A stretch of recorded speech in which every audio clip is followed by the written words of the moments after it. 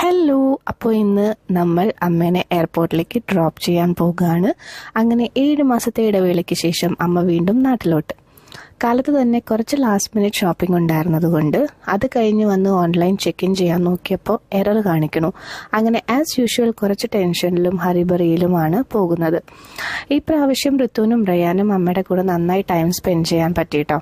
നാട്ടിൽ വെക്കേഷന് പോകുമ്പോൾ നമുക്ക് മാക്സിമം 1 month ഒക്കെയാണല്ലോ നിൽക്കാൻ പറ്റുക. അതും കുറേ പേരെ കാണാനുള്ള ഓട്ടത്തിൽ മര്യാദയ്ക്ക് സമാധാനമായിട്ട് വീട്ടിലൊന്നും ഇരിക്കാൻ പോലും പറ്റില്ല. അതുകൊണ്ട് ആ ക്ഷീണമൊക്കെ നന്നായി തീർന്നു. അമ്മയുടെ സ്പെഷ്യൽ ഫുഡും പിന്നെ ഇഷ്ടം പോലെ സ്നേഹവും പാമ്പറിങ്ങും കിട്ടിയപ്പോൾ പിള്ളേർ ഹാപ്പി, കൂടെ നമ്മളും. അങ്ങനെ ഞങ്ങൾ എയർപോർട്ടിലെത്തി. ട്രോളിയൊക്കെ പിള്ളേരെ സെറ്റ് ചെയ്തു. കുറച്ച് സ്പീഡിൽ തന്നെ നടന്നു.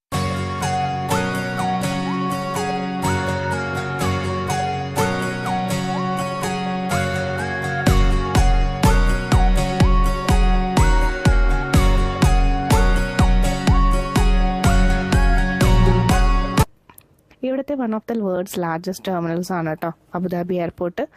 അതുകൊണ്ട് അത്യാവശ്യം നടക്കാനുമുണ്ട്. ഞാൻ കിട്ടുന്ന ഫാസ്റ്റ് ട്രാക്സിൽ നടന്നു.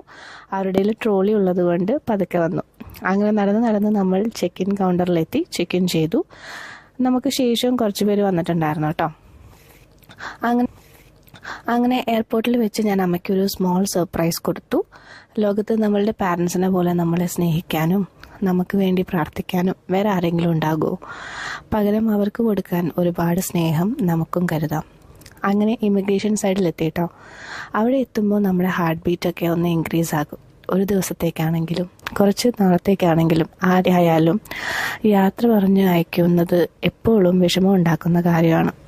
ഋതുവിന് കുറച്ച് ഡൗട്ടായപ്പോഴേക്കും അവൾ അമ്മയുടെ മേത്ത് കയറിയിട്ടാ. അവൾക്കല്ല എന്നുള്ള പ്രതീക്ഷയിലാണ് നമ്മൾ.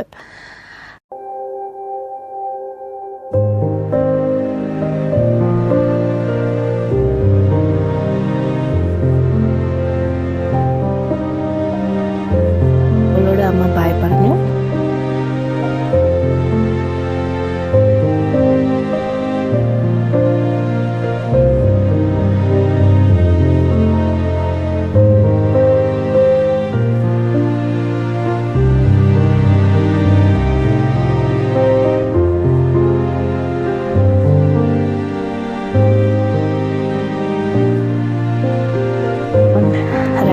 ഇമോഷൻസ് കൺട്രോൾ ചെയ്യാൻ മാക്സിമം നോക്കിയിട്ടോ.